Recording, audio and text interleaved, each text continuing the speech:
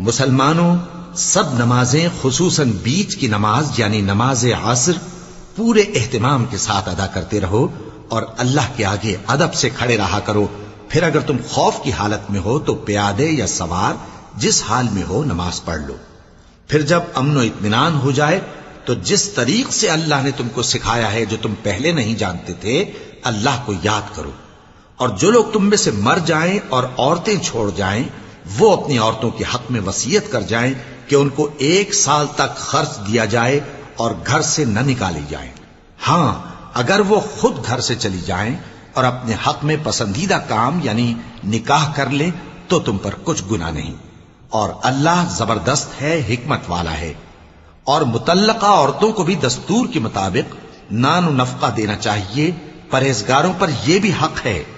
اسی طرح اللہ اپنے احکام تمہارے لیے بیان فرماتا ہے تاکہ